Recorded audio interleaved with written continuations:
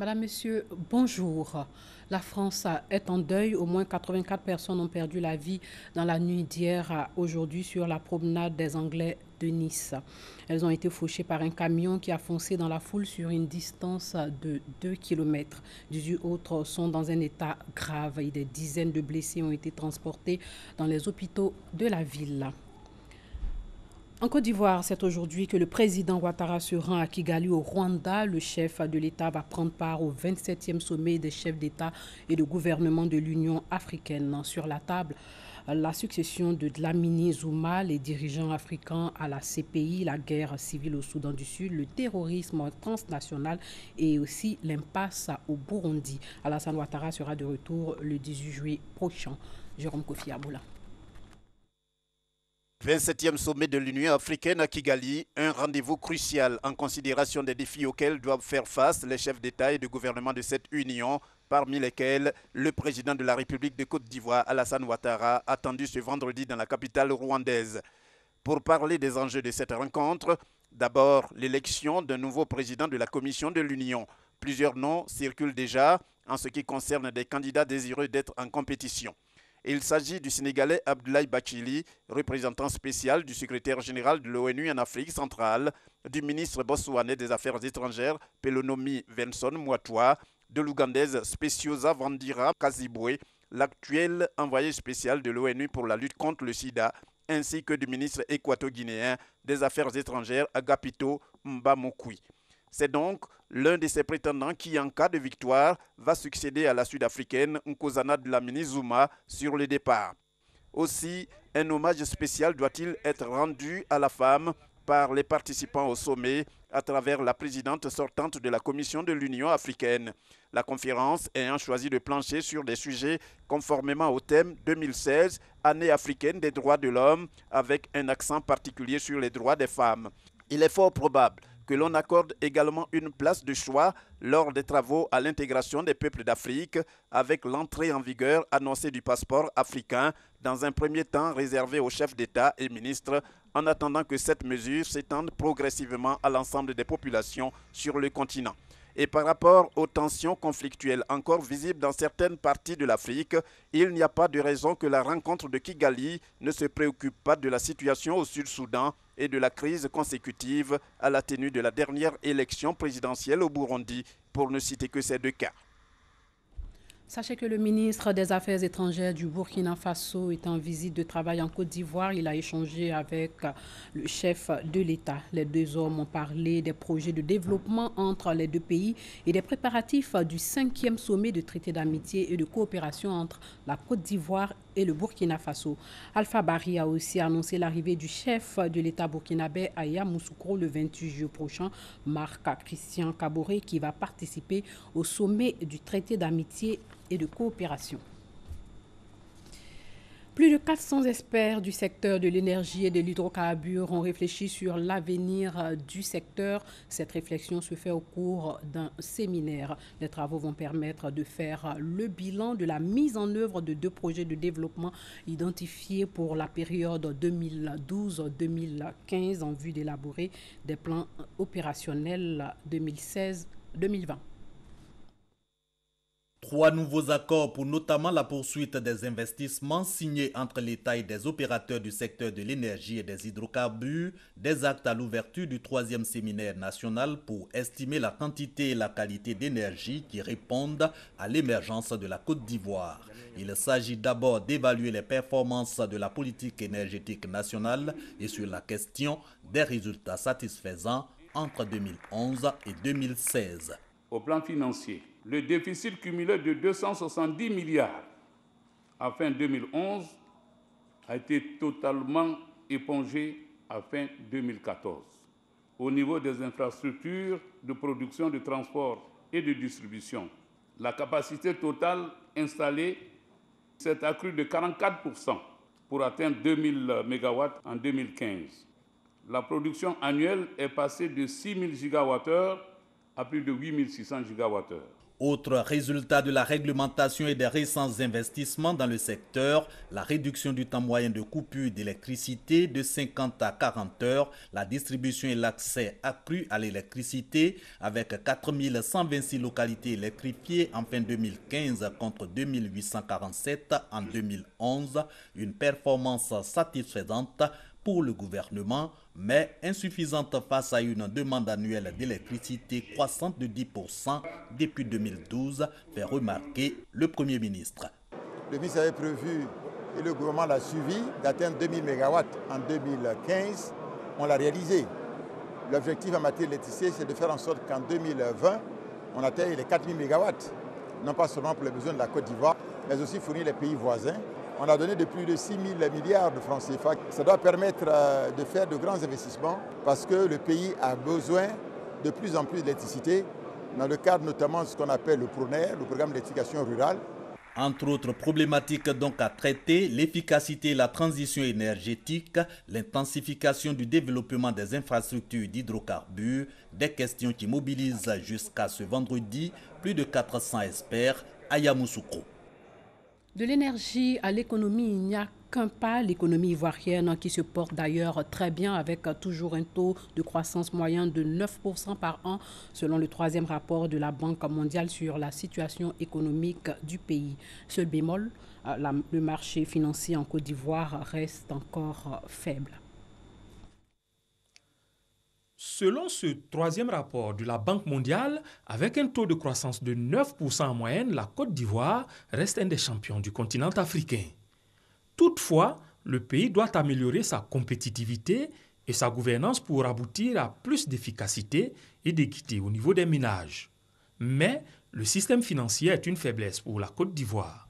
Les raisons sont doubles. La première raison, c'est que les épargnants ivoiriens ne placent pas leurs économies dans les banques ivoiriennes. C'est la première raison.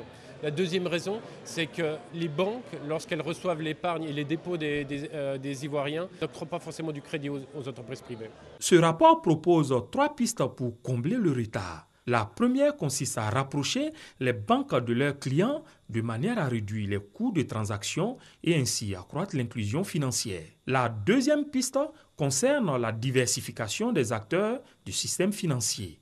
Les opérateurs de téléphonie mobile pourraient du coup se transformer en établissements de microcrédit et la législation sur la microfinance pourrait s'assouplir pour permettre d'émettre des chèques ou des cartes de crédit. Enfin, la troisième voie est de sécuriser le système financier à travers une régulation forte.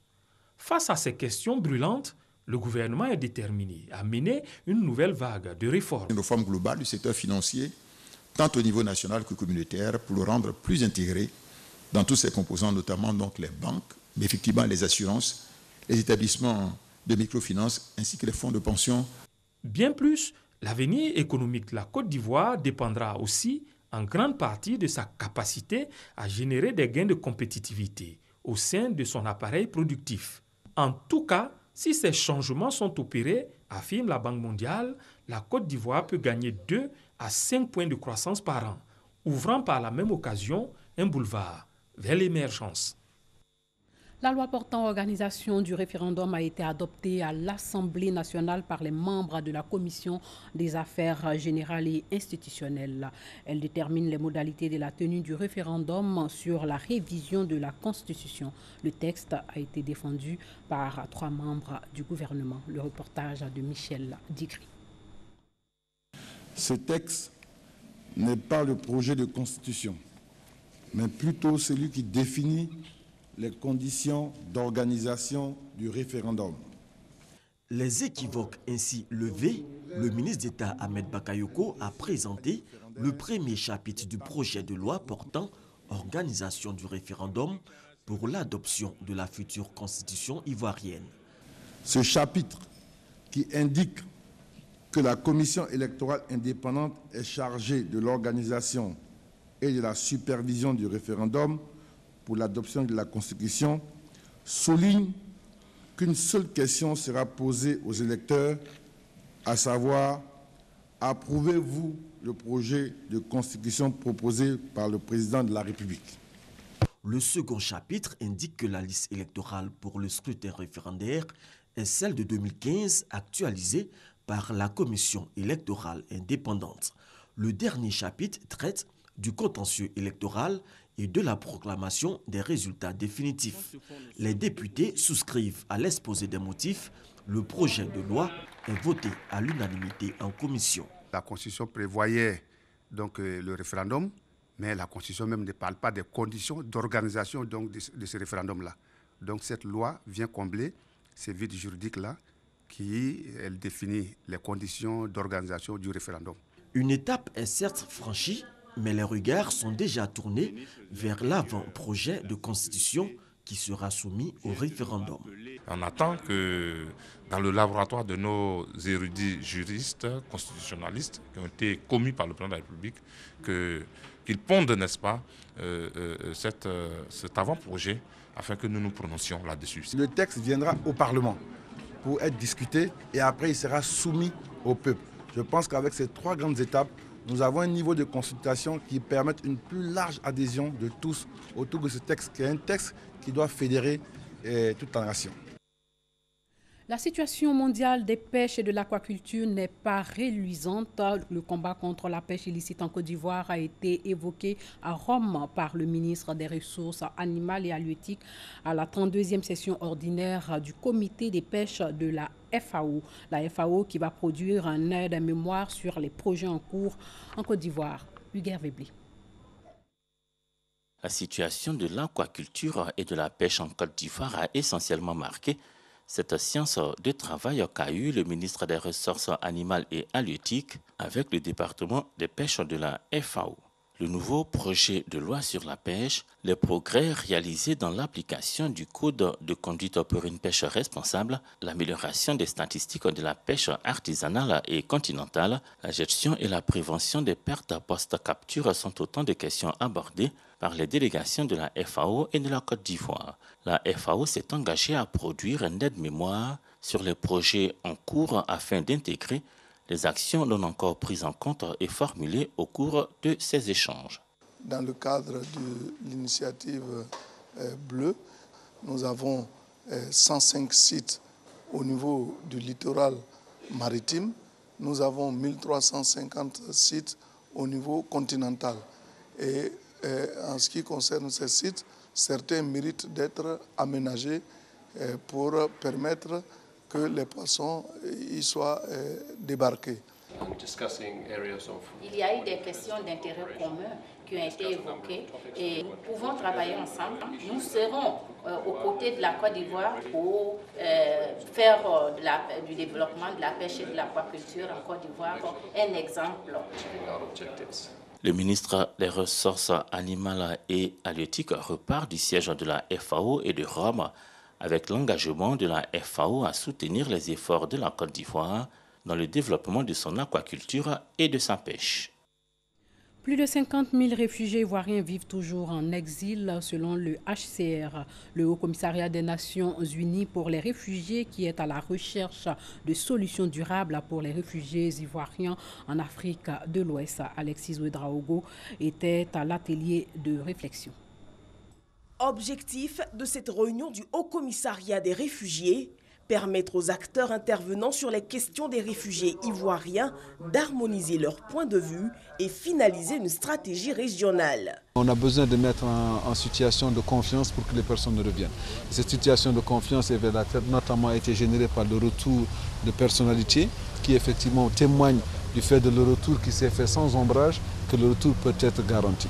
Les solutions durables incluent entre autres le rapatriement volontaire organisé ou spontané des réfugiés vers la Côte d'Ivoire, l'intégration locale dans les pays d'asile ou encore la réinstallation vers un pays tiers selon des critères bien précis. Mais sur ce point, la ministre de la Solidarité, elle prêche un retour en Côte d'Ivoire. Moi, je veux les rassurer pour dire qu'ils n'ont pas de raison d'avoir peur. Nous ne judiciarisons pas le retour des réfugiés. À un moment donné de l'histoire de la Côte d'Ivoire, il y a eu des crises. Aujourd'hui, l'heure est à la paix, à la sécurité et au pardon. entre partenaires gouvernementaux, agences du système des Nations Unies, donateurs et spécialistes des ministères ivoiriens. Plus d'une centaine de participants des pays accueillant les réfugiés ont pris part à la rencontre. Les prochains jours devraient donc dévoiler une politique commune plus efficace. En France, au moins 84 personnes ont perdu la vie dans la nuit d'hier à aujourd'hui sur la promenade des Anglais de Nice. Elles ont été fauchées par un camion qui a foncé dans la foule sur une distance de 2 km. 18 autres sont dans un état très grave. Des dizaines de blessés ont été transportés dans les hôpitaux de la ville. Un peu plus tôt, le président français avait parlé d'une attaque dont le caractère terroriste ne peut être nié lors d'une allocution télévisée prononcée en pleine nuit depuis le palais de l'Élysée. L'attentat n'a pas encore été revendiqué, mais François Hollande a annoncé la prolongation de 3 mois de l'état d'urgence qui devait s'achever le 26 juillet. Il a aussi annoncé qu'il fera appel à la réserve opérationnelle. Le président français va réunir dans quelques minutes un conseil de défense. Et puis sachez que le tueur est un franco-tunisien de 31 ans. Voilà, merci de nous avoir suivis. Bonne journée.